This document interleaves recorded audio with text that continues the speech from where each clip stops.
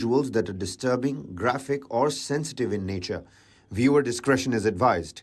This material is intended for mature audiences and may not be suitable for all viewers. Please exercise caution while watching, and if you find such content distressing, we recommend discontinuing viewing. This disclaimer is provided to ensure awareness and to prioritize viewer well-being. Hello and welcome to this brand new edition of Global Lens on News9 Live with me, Neha Khanna. Our focus continues to be on the Israel-Hamas war. To term what's happening at Al-Shifa, the largest hospital in the besieged Gaza Strip, as a humanitarian catastrophe would be an understatement. It is now being described as a mass grave and a cemetery. Gaza's biggest hospital has buried 179 people, including babies, in a mass grave inside its compound, according to the Al-Shifa Hospital chief, Mohammed Abu Salmiya, underlining the devastating crisis in the region. He said, and I quote, "We were forced to bury them in a mass grave. There are bodies littered in the hospital complex. There is no electricity. Premature babies are being wrapped in foil to keep them alive after being removed from incubators when oxygen runs out. 7 babies and 29 patients from the intensive care unit were buried after the hospital's fuel supplies ran out." A journalist who's collaborating with news agency AFP said the stench of decomposing bodies is everywhere. A surgeon at the hospital, working with Doctors Without Borders, has called the situation inhuman. "We don't have electricity, there is no water, there is no food," he said. The Al-Shifa Hospital is Gaza City's largest and was cut off from the world for over 72 hours last week after a deadly blockade by Israeli forces that included tanks at the front gates. Israel insists the hospital sits on top of a network of tunnels that form part of Hamas's underground headquarters. Israel has accused the terror group of using hospitals and patients as human shields, an accusation that Hamas and Gaza's health officials deny. Meanwhile, Israel claims to have discovered a tunnel leading into another hospital in Gaza from the home of a known Hamas operative. According to the United Nations, thousands and perhaps more than 10,000, including patients, staff and displaced Palestinian civilians, may be inside Al-Shifa, trapped and unable to escape because of fierce fighting nearby. Al-Quds, a second major hospital in the area, has been cut off from the world for a week. Remember, hospitals and medical personnel are protected under international humanitarian law, and parties in conflict must ensure their protection. They cannot be used to shield military objectives from attack, but any operation around or within must protect patients, staff and other civilians. That's been categorically stated by the United Nations Office for Coordination of Humanitarian Affairs. Israel has pledged to help evacuate the babies in these hospitals, but that has not happened so far. Heartbreaking images have been emanating from Al-Shifa. One of them of 7 babies bundled together in a green piece of cloth and others with tubes sticking out of them. The 7 are among 39 born prematurely, weighing less than 1.5 kilos each. Each of them should be in incubators so that their body temperatures can be regulated. Instead, they had to be moved to ordinary beds, placed side by side and covered by packets of nappies and cardboard boxes of sterile gauze. Why? Because there is no more fuel to run the generators that power these incubators.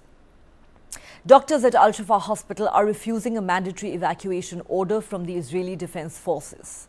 They warn that hundreds of patients will die if left behind. Here's what ground reports from Al-Shifa suggest. Tanks are surrounding the hospital from all directions. Access in and out of the hospital is impossible. Even moving from one building to another inside the hospital compound is a huge risk. People at the hospital are dying because there's no electricity, water or medicine. On Monday, Mark Regev, a senior advisor to Israeli Prime Minister Benjamin Netanyahu, said an IDF attempt to deliver 300 liters of fuel to Al-Shifa had failed because Hamas had refused to accept it. This is something Hamas denies. Hospital authorities say the fuel being offered by Israel would anyway last just about half an hour. That's because at least 10,000 liters of fuel a day is required to run the hospital. Israel has accused Hamas of having a command and control center underneath Al-Shifa. Hamas and the hospital authorities deny this. Attempts to evacuate staff and patients from Al-Quds Hospital were thwarted due to heavy fighting as the Palestinian Red Crescent Society has reported intense gunfire near the facility in Gaza City. According to the health ministry in Hamas-run Gaza, Israel's relentless airstrikes and ground offensive have killed at least 11,200 Palestinians, most of whom were civilians. At least 40% of them, that's over 4,600, were children, and 3,100 were women. US President Joe Biden has said that hospitals in Gaza must be protected. US Secretary of State Antony Blinken has acknowledged disagreements within the State Department over the approach to the war. His email to personnel comes amid growing dissent and differences across the Biden administration. There is growing anger and outrage over Israel's pounding of Gaza, with the death toll rising every day. Not only in Gaza and the Arab world, but increasingly around the globe, including in countries that have come out in support of Israel in recent weeks. These now seem to even include the United States, Israel's closest ally, where not only President Biden's opponents and critics, but even people within his own party now seem to believe that America's position of unqualified support to Israel's war in Gaza, and by extension, the killings of thousands of Palestinians, is simply untenable and unacceptable. Of course, Israel steadfastly refuses to call a ceasefire. The question we're asking on Global Lens tonight is this: how many more Palestinians will have to die before this war ends? Before Israel believes that it has avenged Hamas's 7th October massacre? Are 2.3 million Palestinians being collectively punished for the actions of Hamas? Can the international community remain a mute spectator to this humanitarian catastrophe of unprecedented proportions? Do the Palestinian killings by Israel amount to a genocide and war crimes, as is being argued by many around the globe? I have not been reluctant in expressing my concerns what's going on. And it's my hope and expectation that there will be less intrusive action relative to the hospital. We're in contact and we're with the Israelis. Also, there's an effort to take this pause to deal with the release of prisoners. And that's being negotiated as well with the Qataris that are engaged. And so I remain somewhat hopeful, but the hospital must be protected. In Gaza, fighting around Al-Shifa Hospital intensified over the weekend. In Al-Shifa Hospital, critical infrastructure were damaged, including water tanks, oxygen stations, the cardiovascular facility, and the maternity ward. 3 nurses were also reported killed. Many of the people that were in the hospital have fled or tried to flee.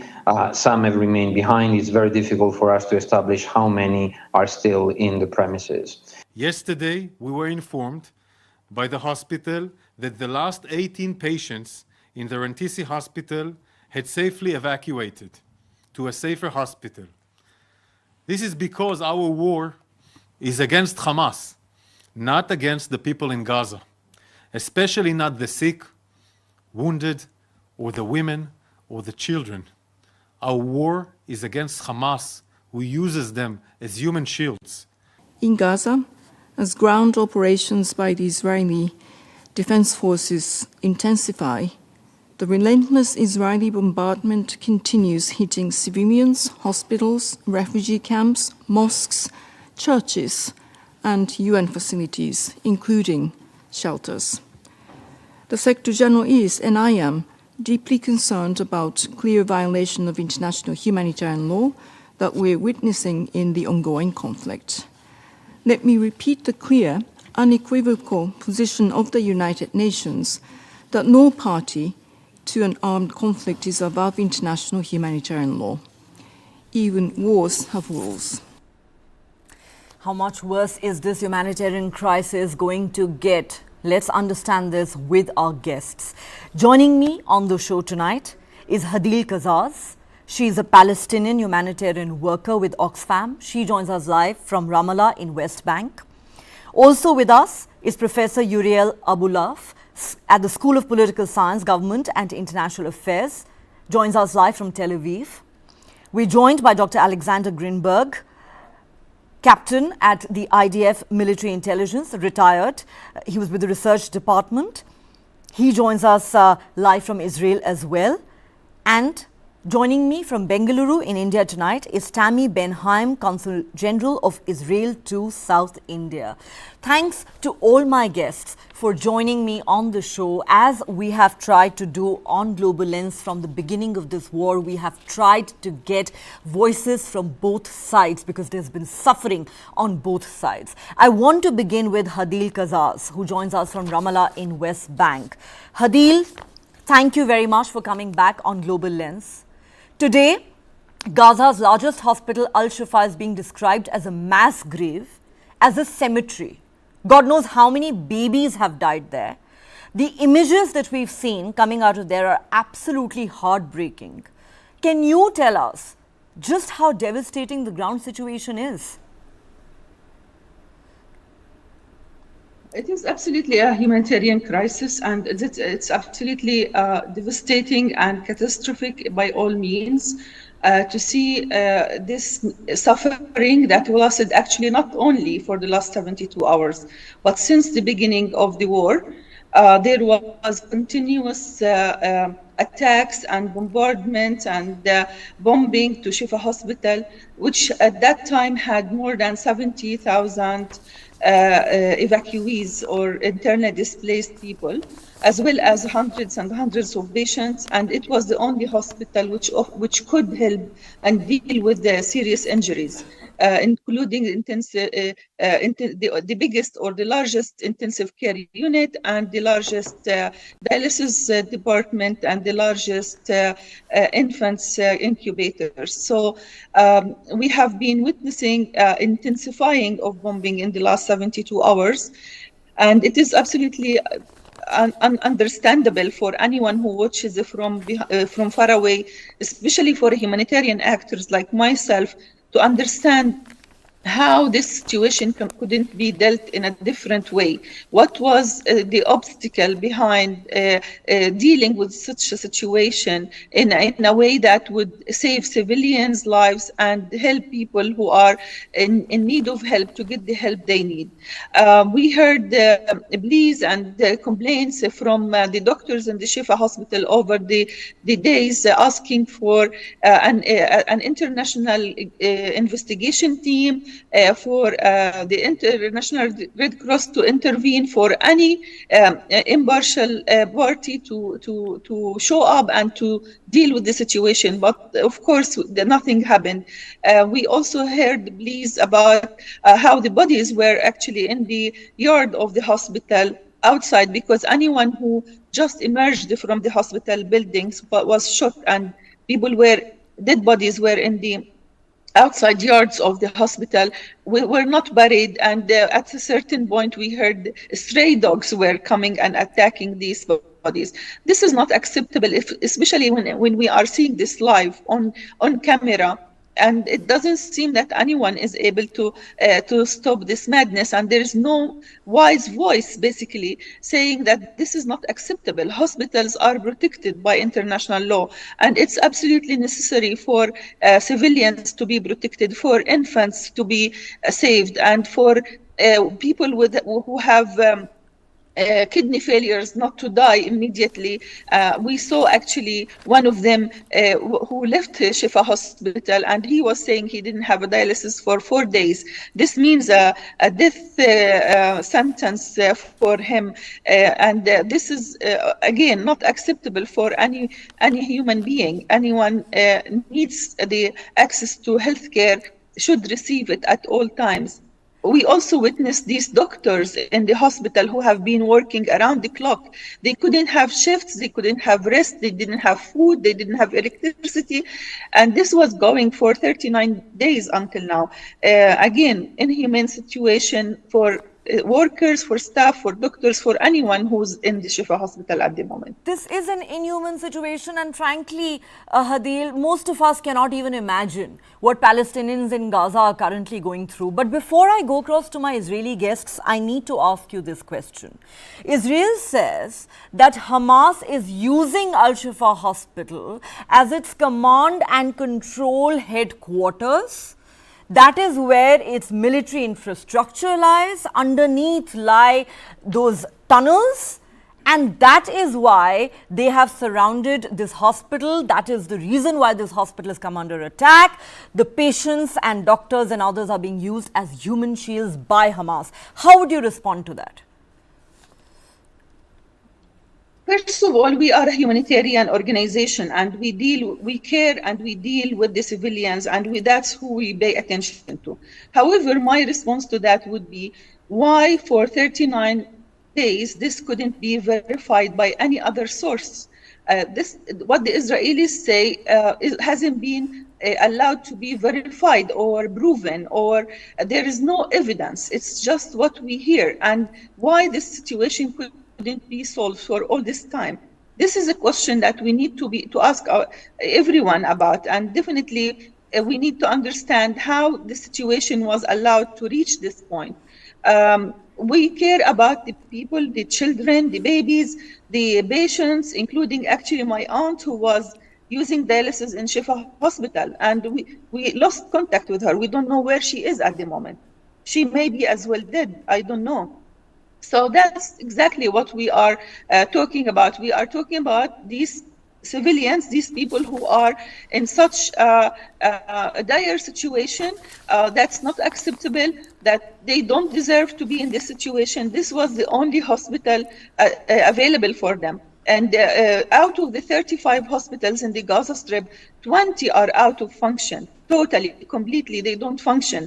And then the others are in the south. And this means that anyone who's injured now is sentenced to death. It's basically a situation where no one can seek help, including a pregnant woman who wants to deliver, including people with asthma, people with diabetes, anyone who has severe illness before. Basically, you are talking about almost 12,000 dead people who are counted for, but there are many more we don't know about. Okay, so being ill or injured today in Gaza is a death sentence. I will come back to you, Hadil. Let's get a response from our Israeli guests. Let me start with Tammy Benhaim. Tammy, thank you for coming back on Global Lens. Let's look at some hard statistics, and these are very, very heartbreaking as well. We know that more than 11,000 Palestinians, most of whom we are told were civilians, have been killed in the Israeli counteroffensive. More than 4,600 of them were children, more than 3,100 were women. Talking about Al-Shifa, the largest hospital in Gaza, it is being described as a cemetery today. 179 people, including many babies, have had to be buried in a mass grave. This situation is untenable. It is inhumane, and it frankly should be unacceptable to anyone with a conscience. Yes, first, Neha, let me say, much of the information you've mentioned, I'm not sure where you got it and how you got it. It's a shame because it's very, very, some of the things you're saying are untrue. But let me start again. Ms. Hadil said she's calling on to the Red Cross. Israel has been calling on to the International Red Cross for 39 days now to talk about the nearly 240 hostages that they've taken. The babies, the children, the women, the girls who they're raping and brutalizing as we're speaking now. Even you did not mention this issue in your opening. So this is a fact that we should not ignore. Secondly, Ms. Hadil mentioned pregnant women. Absolutely right. The Hamas kidnapped a 9-month pregnant woman who gave birth either yesterday or the day before while in captivity, while being brutalized. Can you imagine the horror that she is facing? Can you imagine the horror, the grief, the heartbreak that her family is facing? every one of those hostages, what the hostages are going through, their unimaginable tie. You were talking about hospitals. Yes, Rantisi Hospital, which is a children's hospital that deals with children with cancer, was a hub for Hamas terrorists. And there's not one word against the other. Israel showed pictures, and you can see them, of the command center, of the weapons, of the belts, terrorist belt, explosive belts that they put on the hostages. There was a proof, there was schedules of the guards taking care of the hostages being in Rantisi Hospital. And same thing with Shifa Hospital. And not only that there's definite proof and intelligence that Shifa Hospital is the headquarters and the biggest storage and headquarters place for Hamas. What other army in the world, what other country in the world will say in advance where they're going? And you said people are fleeing the hospital? You're wrong. They're not fleeing.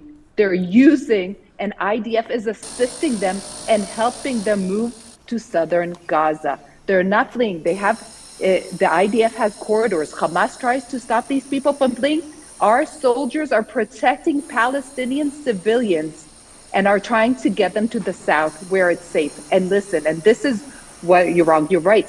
We should be worried. Every death of a child is a sad thing. It's tragic. And the sole group, the sole people responsible for what is happening now in Israel and in Gaza and with the hostages is Hamas. So every question you have and every, heartbreaking story that Ms. Hadil told us and you told us, you have the person responsible. You have the terrorists responsible. They are the ones responsible. And let me say, like-minded countries care about civilians. That is why Turkey, Kuwait, UAE, and many, many other countries are sending ambulances, are sending doctors, are opening field hospitals. So all these patients who Israel is helping to move out, is guiding them, is protecting them while they're moving out to the south, are getting the care they need. And not only that, tons and tons, over 3,000 tons of medical equipment, of medicine, of food. Just today, over 100 trucks came in with all this, with water, with medicines, with medical equipment. And as I said, field hospitals from around the world. So Israel and the Israeli soldiers, everybody cares about civilians. You know who doesn't care about civilians? Hamas. And I don't doubt that you one open bit. the show and you don't mention 240 babies and children and girls, 12-year-old girls who are being brutalized by Hamas. It's a shame. And this is exactly what's happening. It's not the two. It's a country, it's a democratic country that has the obligation to care for every single one of its citizens against a terrorist organization that knows no rules, that knows no bounds, that knows no limits to their brutality. Even the video released today of poor 19-year-old Noah, who they show her talking and then show her body. Don't get sucked in Can into I just say this. one thing Don't here? get sucked in. You're much smarter than this. Don't get sucked in let me to just some say terrorist this. organization's I propaganda. don't I'm really think- asking you. I'm sorry, Tammy. The question has never been about whether Hamas are terrorists, whether they are butchers, whether they are beasts, whether they are monsters, because the answer to all of those questions is yes. The only question that we are confronted with today, I think, as a humanity is, are 2.3 million people of Gaza being collectively punished for the terrorist actions of Hamas? You questioned my figures first and foremost. Not. It's an These easy are not answer. my figures, Absolutely Tammy. not. If I could just No, quickly I'm telling finish you. this. Absolutely These are not. my There's no figures. collective You say, punishment. where am I getting these figures from? More than 11,000 people, most of whom are civilians, having been killed in Gaza. These are not my figures. These have come from Gaza, and these have been corroborated by international Hamas. These agencies figures like come from United Hamas. Nations. Exactly. No, Tammy, No, there are these organizations figures like come United from the Nations that Ministry are on of the Health ground. of Gaza. No, we need to be clear here. These figures come from the Ministry of Health of Gaza. Yes, they do. The Ministry of Health of Gaza is Hamas. Now, a terrorist and at the in same civilian time, the clothes United Nations and, and the World Health Organization have corroborated these. No, he's still a terrorist. Who the UN have, and we've seen the UN lately. Okay, they have their workers there who are Palestinian, and we don't know what they are. Many of them have been complacent. Many of them have let these things happen. You're telling me that the UN workers who care for Gazans' health didn't know what's happening inside their own hospitals? didn't know for years that Hamas is building weapons. They let weapon storages. Do you know what would have happened if something blew up in these hospitals? Okay, You know the amount of weapons they keep in the hospitals? The amount of weapons they keep in children's, in kindergartens?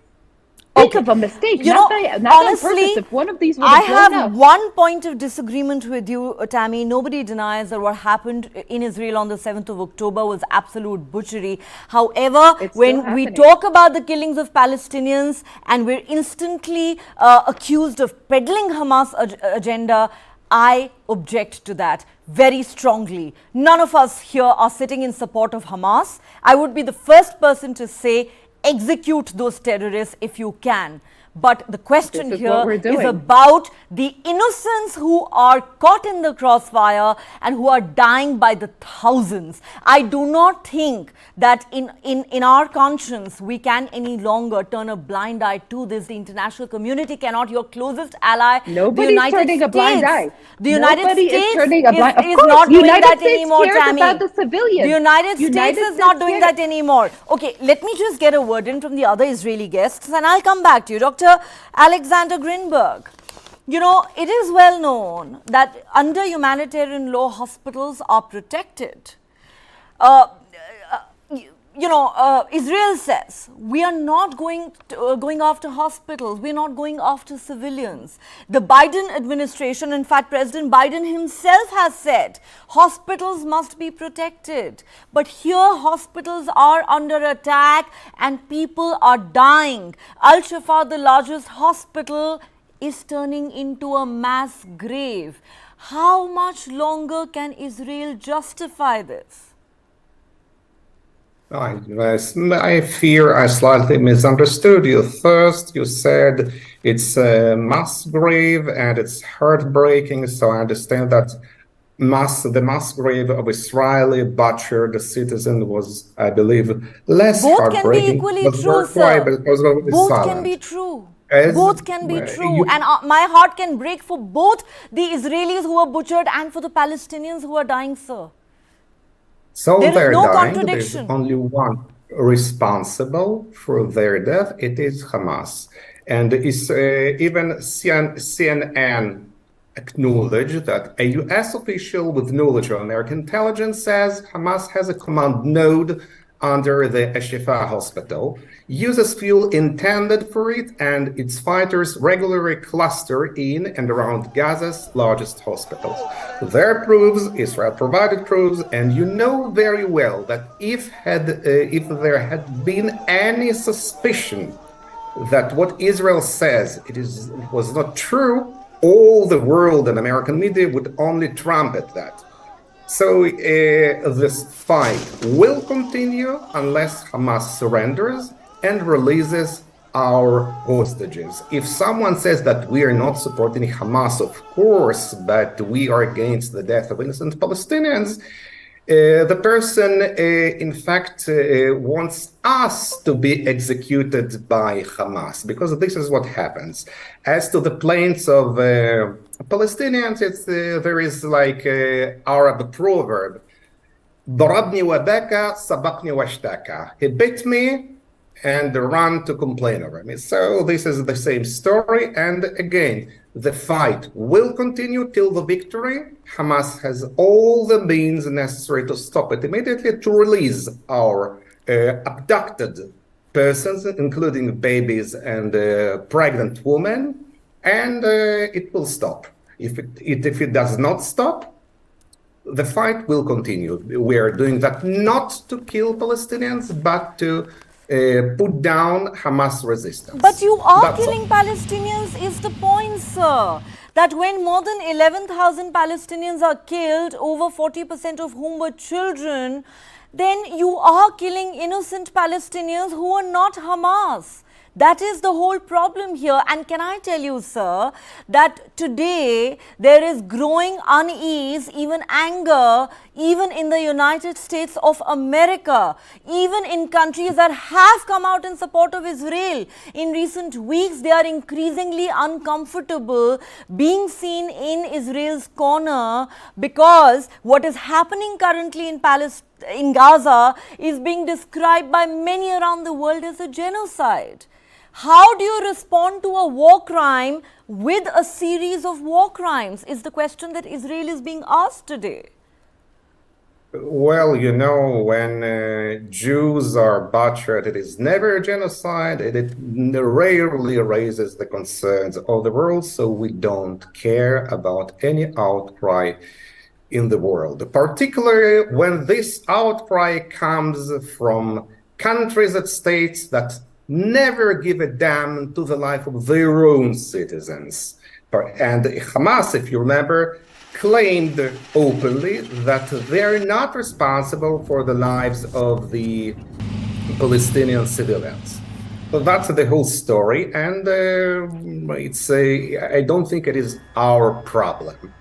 And if someone requires only from Israel responses to this situation, it's, I would say, at least there is a bias here. I'm not sure what bias you're referring to, sir, because you may not care about the children who are dying in Gaza, but I think the world does. It's as simple as that. Let me now go across to Professor Uriel Abulov at this point. Professor Abulov, not only has President Biden said hospitals must be protected, and that is clearly not the case. You know, can I just tell you and my viewers this, that an email has been written by US Secretary of State Antony Blinken to the personnel in the US State Department addressing the growing differences and anger in America, within the US State Department and within the Biden administration over the approach to this war. And the reason I talk repeatedly about the United States of America is because they are your closest and staunchest ally. This is a country that has sent aircraft carriers to the Mediterranean in the aftermath of the 7th October massacre. But there are many, including in the ruling party in that same country today, who are asking how much longer can we support what are increasingly being seen as war crimes, as crimes against humanity, and as the genocide of the Palestinian people.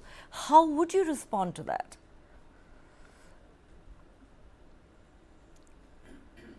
I think that according to international law, it's very hard to depict what the IDF is doing in the Gaza Strip as a war crime. For a war crime, you have to deliberately target civilians, and I've seen no proof whatsoever that the IDF deliberately targets civilians. It's certainly not the case that we're speaking about genocide. There is no goal to eradicate the Palestinian people. There is obviously very much a genocidal aim to Hamas. Everyone who reads the Hamas covenant can readily see the clear aim of genocide against the Jewish people. But that aside, if there will be any sort of evidence that Israel is deliberately targeting civilians, this is obviously abhorrent. And I haven't seen any such indication. Okay, but you know, you haven't answered my question. The primary question that I'm asking is, even if you want to keep aside for a moment what's happening in the United States of America, fact of the matter is that there is now a growing narrative around the world, including in countries that have come out in support of Israel, which says enough is enough. Too many Palestinians have died. So let me ask you this question, and I'm going to put the same question to Tammy. How many Palestinians need to die before Israel believes it has achieved its objective? How many more Palestinians need to die before Israel believes that it has avenged Hamas's massacre of the 7th of October? It sounds like there is a certain presumption in what you're saying that the goal of the current war on the part of Israel is revenge. I don't think this is the case. We have to bear in mind Israel evacuated the Gaza Strip in 2005. Since then, there are no settlers, there were no soldiers in the Gaza Strip. There was an ample opportunity for whomever ruled the Gaza Strip to try and make it into a prosperous place.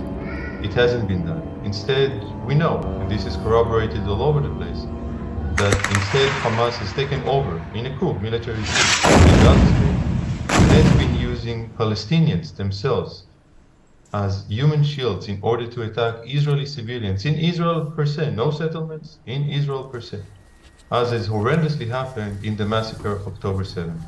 And I think your question is very much in place, however, in terms of how long, because what's going on is truly heartbreaking, and it's horrible. And I agree, this is the question that we should ask ourselves. And can we allow Hamas to keep on governing Gaza when we know that Hamas does not only declare its genocidal intention, but is doing its utmost in order to execute? So the question then becomes, how do we handle the situation? And in my mind, I think much of the troubles of all of us in addressing the war, in addressing the Israeli-Palestinian conflict, is that we keep on calling it an Israeli-Palestinian conflict. No, actually, we are calling it Israel-Hamas war. We are very clear about that. No, but let me try to refine it. When you introduced the four of us, you mentioned that you want to engage with both sides. And presumably the sides are Israeli and Palestinian. I imagine you didn't refer to some Israelis and the Hamas, right? You have no member of the Hamas. Well, I don't talk to terrorists, sir. I have had the opportunity to interview Hamas operatives, but I refuse to give terrorists a platform on my show. So yes, I will not talk to Hamas terrorists, but I will talk to legitimate Palestinian voices. And the lady who joined us is not just a Palestinian, she's a humanitarian worker with Oxfam International. Just so we are clear about this. I don't think that we have disagreement here. I think that you think that I'm saying something that I'm not. What I'm trying to say is that both Palestinians and Israelis have been hijacked by extreme governments. I'm talking about both Hamas and the current Israeli government. If you look at public opinion polls in the Gaza Strip and the West Bank, the overwhelming majority of Palestinians in the Gaza Strip, more than 80%, were against Hamas' intention to abolish the ceasefire that was before October 7. Most of the Palestinians do not support Hamas. I would go further to say that most Israelis do not support the current Israeli leadership, especially Benjamin Netanyahu. I think that both Palestinians and Israelis can truly come together to try and overcome their extremist leaders in different ways. Hamas is conducting itself militarily, trying to target me. You can say different things about the Israeli government.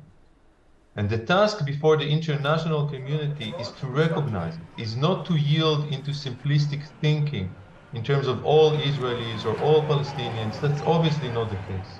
And we should all fight against Hamas militarily. And we should fight Netanyahu's government politically in order to bring about a better tomorrow.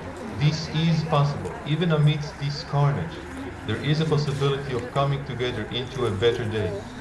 You know, I don't disagree with some of the last points that you've made. I'm glad you acknowledge that a majority of Palestinians neither support nor are represented by Hamas. Yes, there is a lot of anger against Prime Minister Netanyahu at home. And I'm glad that you acknowledge that what is happening right now in Gaza is a carnage. But when you say let's not give in to, something simplistic, a simplistic explanation, you know, the problem is when thousands and thousands of civilians, including women and children, are dying, trust me, there is nothing simple or simplistic about it. We have to take a humanitarian view. Exactly. Nobody here supports Hamas. I want to put that on record. So let me go back to Tammy at this point. Together. What will be a viable alternative? I mean, ceasefire, for example, that's a possibility, right? To ceasefire it now. It is, but you know, collectively punishing 2.3 million Palestinians, I'm not sure that is the answer. When you say what is the alternative, I am not sure collective punishment is the answer. So Tammy, let me come back to you. Now is a collective punishment. It is a collective punishment. Look at what's happening to Based Palestinians. Based on what are you saying? You cannot ignore, sir, how thousands of Palestinians have been killed. Just like it is a reality that 1,200 Israelis were butchered by Hamas terrorists on the 7th of October and close to 250 people were taken hostage. It is equally true that innocent Palestinians have been killed by Israeli forces. Why can't both be equally true? true. Why can't I feel equally bad about both? Why can't I equally condemn both? That is a simple question that I ask, not just as a journalist, but as a humanitarian. And I want to go back to Tammy with this. Tammy, okay, let me put this differently. You agree that civilians should not die. But the unfortunate reality is civilians are dying. Israel says we don't want to attack hospitals, but the reality is that hospitals are under attack. You know, if it was just about Hamas operatives or terrorists being killed, I can assure you, nobody in this world would be shedding a single tear for them. The trouble is that Palestinian civilians are dying, women and children are dying. So let me just ask you a different question. How do we deal with this? We deal with it. You can cry, you can be sad, and the international community, and Israel is heading it, is trying to save every possible civilian life that we can. We are actually endangering our own military agenda against Hamas in order to save people's lives. And I'm glad you talked about the international community, but you forgot to mention today the very, very clear condemnation of the entire EU and all the EU countries against Hamas for using... Of course, everyone knows it. But at the same time, people are now concerned about Palestinians dying. They came out in a very clear statement. Exactly, we are trying to prevent this. Okay, in war, and it's horrible. And we saw the US after 9/11. And we saw different, when the world was looking for ISIS, it was an international coalition. War is sad and war is bad and war, makes us pay a price, and it's horrible. And Israel understands it most of all. We've suffered so many wars. We've suffered terror attacks. You've suffered it, India as well, terror attacks. But I'll tell you again something I told you before. The 240 hostages that Hamas is holding now, the babies, and as I'm speaking to you, I got now a red alert because there's again sirens in Tel Aviv and the central Israel because Hamas is shooting rockets at us. That's a crime against humanity. The 240 hostages, I told you, if we do it percentage-wise, that would mean in India that a terrorist organization came from across your border and kidnapped over 32,000 children, babies, women, the elderly, and men. Would India just sit there and let the world say, okay, we'll leave our 32,000 civilians there because some people on the other side may die? Or we will do everything we can in our power to free those 32,000 Indians who are innocent, who did nothing and were kidnapped as hostages by a terrorist organization. Of course, India, like any other country in the world, every government has the right and has the obligation to save and secure its citizens. And this is what we're doing. We're not seeking revenge. We're not doing anything. We are fighting a terror organization, a brutal terror organization. And we and the international community are trying to minimize the damage to civilians. Hamas is happy with everybody who is killed. Hamas is happy for the destruction. Hamas is trying to cause more. This is what we need to understand, and we must destroy Hamas and its military capabilities and governing capabilities, obviously for the security of the people living in Israel.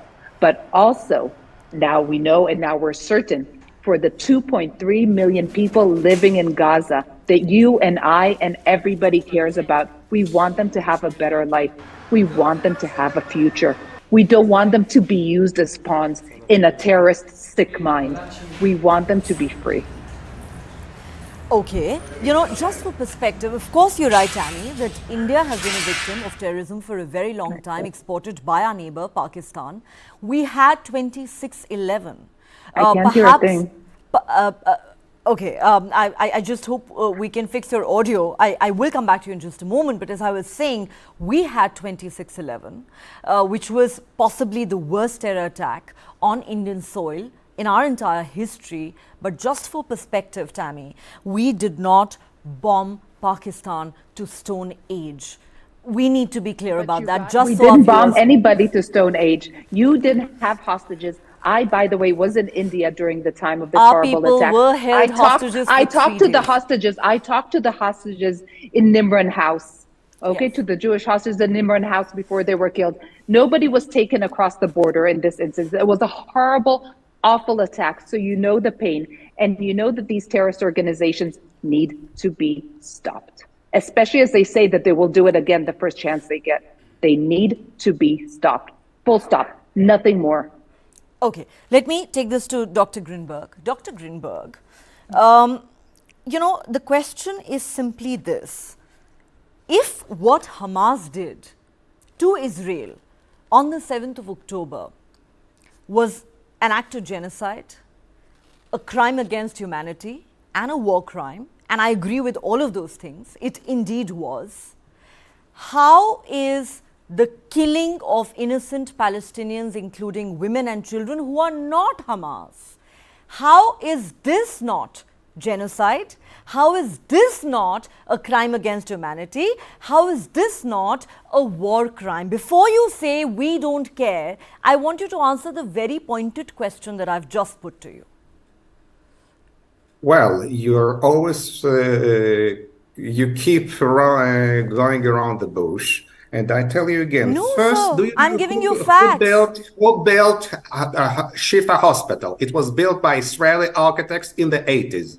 I don't care about how to call what Hamas did. Is it a carnage, genocide? I know only when the Arabs and Palestinians kill عليهم خيبر يا يهود وقد قتل اليهود واجب شرعي. It's a Sharia obligation, killing the Jews. Hamas rules Gaza. It's not a bunch of terrorists who hide within civilian population.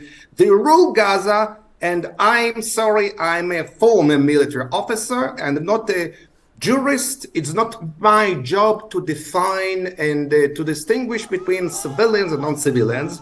My job is to protect my population. So then let me ask you a follow-up question. Let me ask you a follow-up question. You cannot imagine President Roosevelt saying Arnhem during the Second World War must be protected and has called for less intrusive action by British forces in Holland.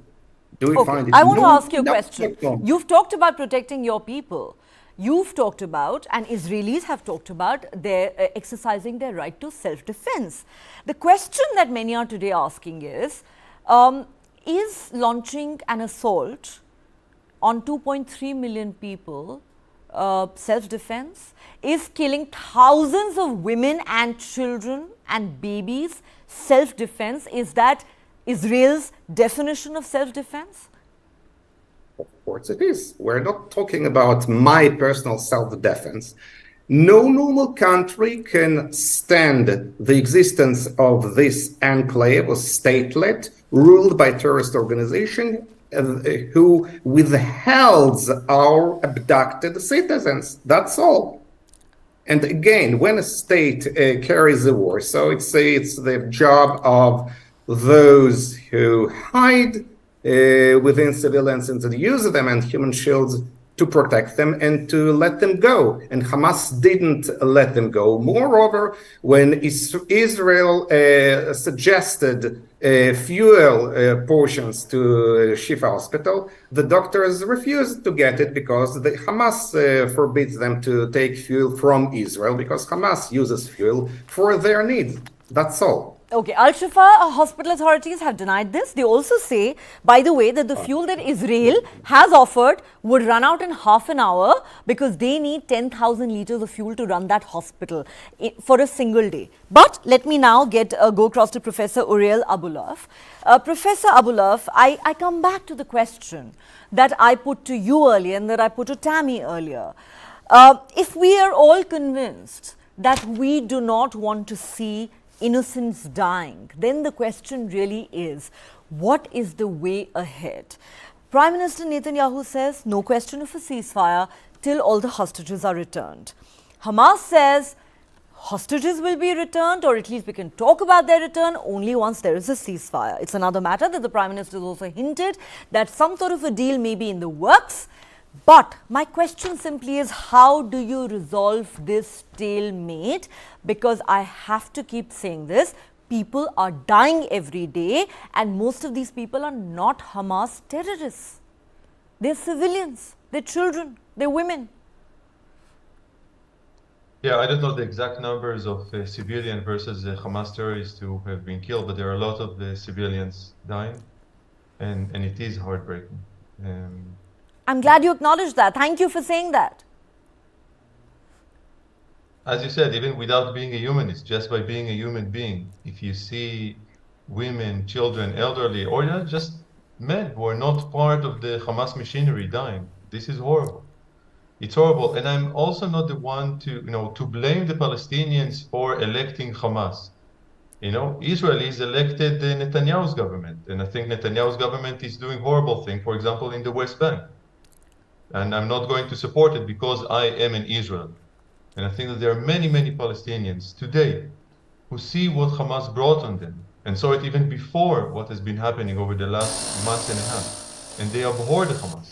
And they would like Israel, but not only Israel, the Palestinian Authority, regional actors such as Egypt, Jordan, Saudi Arabia, and the international community at large, the US, the European Union, China, India, major actors to come together in order to create a better day.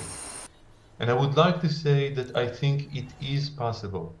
And it is possible, I believe, because both Israelis and Palestinians, we who are on the ground, we who experience all of that, and I think, Tommy gave you an analogy to India, and you mentioned the 2008 Mumbai massacre. And look, in terms of the analogy, imagine about 150,000 civilians, Indian civilians dying in a massacre, okay? The way that India would have responded to that in terms of the sheer numbers who died in 2008.